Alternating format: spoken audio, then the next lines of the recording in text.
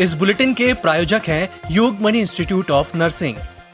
नमस्कार, जबलपुर लाइव के इस बुलेटिन में आपका स्वागत है। मैं हूं आपके साथ आकाश। अब देखते हैं खबरें विस्तार से।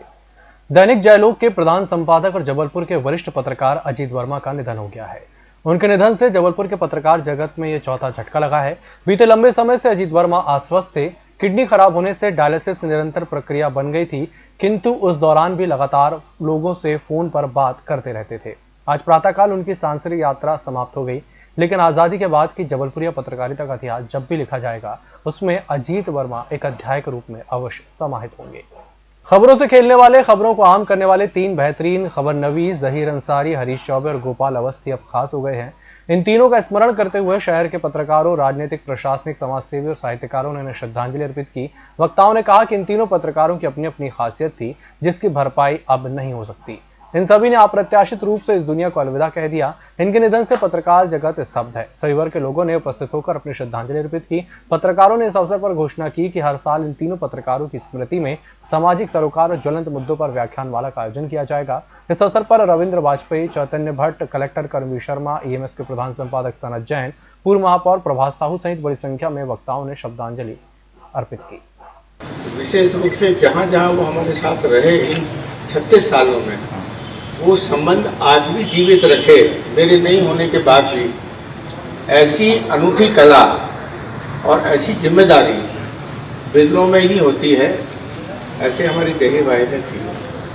हम कह सकते हैं कि हम 4 भाइयों में एक और भाई जहीर भी था, जो सुबह 10 बजे से लेकर रात में 10 बजे तक और परिवार के हर सुख दुख से लेकर हर चीज़ में, पूजा पाठ सब में बढ़ चढ़ के हिस्सा लेते थे और सभी लोगों के प्रति एक सम्मान और एक आदर का भाव हमेशा बना रहा, जिसने मैं 20 साल 22 साल यहाँ नहीं हूँ, उसके बाद भी ये कभी खलने नहीं दी। जबलपुर में धनवंतरी नगर से कारोबारी मुकेश लांबा के अपहृत बेटे आदित्य की अपहरणकर्ताओं ने 4 दिन बाद गला घोंटकर हत्या कर दी। लाश को नहर के पास फेंक दिया। हालांकि पुलिस ने मामले में 3 आरोपियों को हिरासत में ले लिया है, जिन्होंने वारदात को अंजाम दिया है। इस मामले को लेकर कहीं ना कहीं पुलिस की विफलता ही सामने आई है, जो आरोपियों को समय पर नहीं पकड़ पाई है। पुलिस यदि चाहती तो समय रहते बच्चों को बचाया जा सकता था। बच्चे की मौत पूरी तरह पुलिस की लापरवाही का परिणाम है। पुलिस को वह मोबाइल नंबर और रिकॉर्डिंग मिल गई थी, जिससे फिरौती मांगी जा रही थी। ऐसी भी चर्चा है कि पुलिस उस जगह पहुंच भी गई थी जहां से अपहरणकर्ता फिरौती मांग रहे थे, पर पुलिस ने साइबर टीम की मदद से अपहरणकर्ताओं की लोकेशन नहीं पता की, वरना बच्चा सकुशल मिल जाता। पुलिस ने आरोपियों का आधारताल क्षेत्र से जुलूस भी निकाला, जिन्हें देख लोगों की भीड़ जमा हो गई थी। इस आशय की जानकारी पुलिस अधिकारियों ने कंट्रोल रूम में आयोजित पत्रकार वार्ता में दी।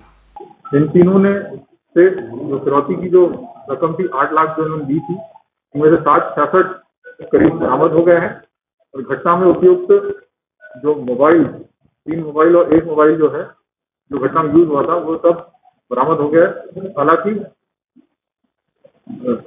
जो बच्चा है उसको वो रिकवर नहीं हो पाया। उसकी अपहरण जिस दिन हुआ था शाम को, उसके अगले दिन सुबह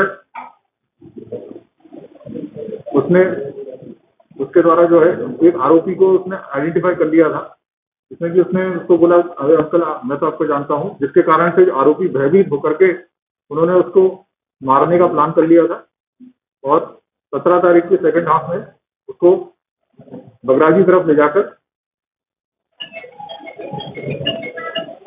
जो राहुल विश्वकर्मा और मलय रॉय है, उन्होंने बगराजी से आगे ले जाकर पनागर के आगे जलगांव के पास उसका गला घोट करके उसको मारा और फिर नहर में उसकी लाश फेंक दी।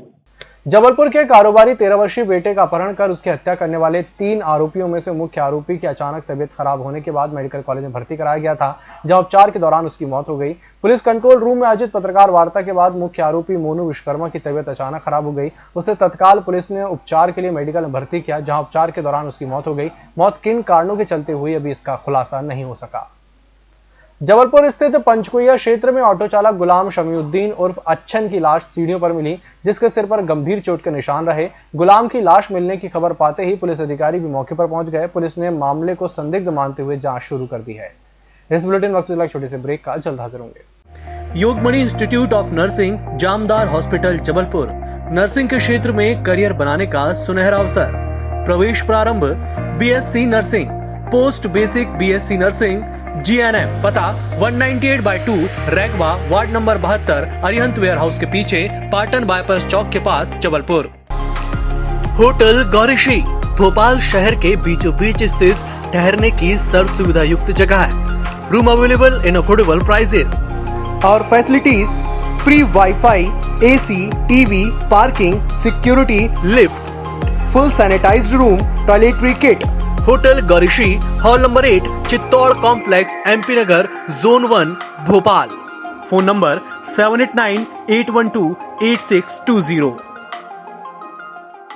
ब्रेक के बाद एक बार फिर से आपका स्वागत है। जिले में खनिजों के अवैध खनन परिवहन को रोकने रविवार को शाहपुरा तहसील के कई क्षेत्रों में नर्मदा के घाटों में दबिश दी गई।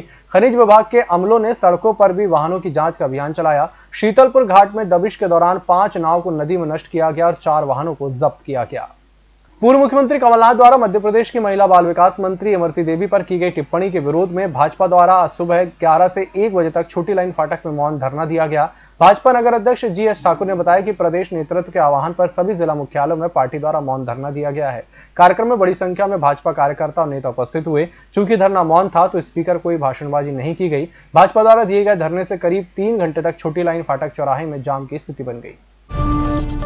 जबलपुर में पुलिस प्रशासन नहीं कर पा रहा आम आदमी की सुरक्षा, इस आशय की बात नगर कांग्रेस अध्यक्ष दिनेश यादव ने कही। उन्होंने शहर के 13 वर्षीय मासूम बेटे आदित्य लांबा का अपहरण कर हत्या होने पर दुख व्यक्त करते हुए शासन प्रशासन की गतिविधियों पर चिंता व्यक्त की।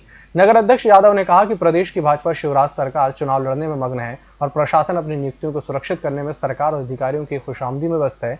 प्रदेश में लगातार मासूम बच्चों, महिलाओं और आम नागरिकों का अपराधियों का शिकार होना पड़ रहा है।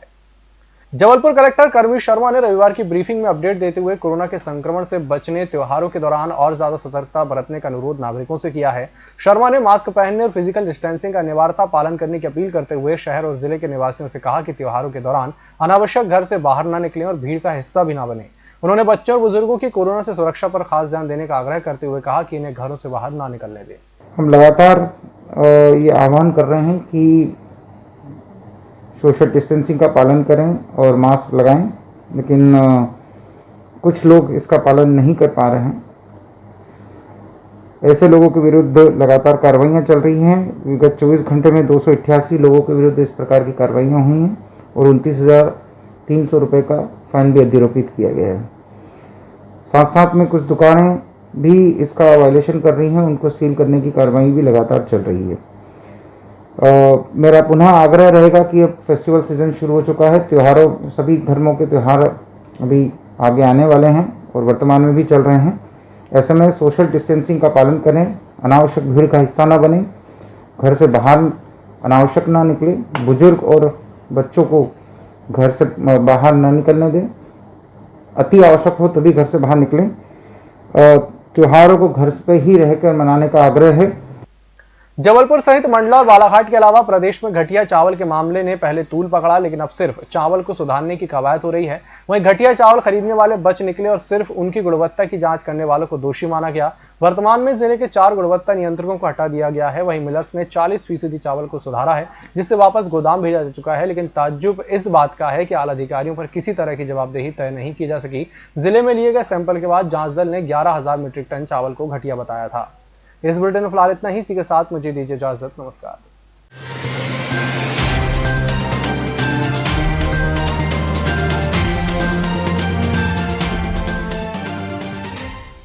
निष्पक्ष, निर्भीक और विश्वसनीय खबरें देखें सिर्फ EMS टीवी पर।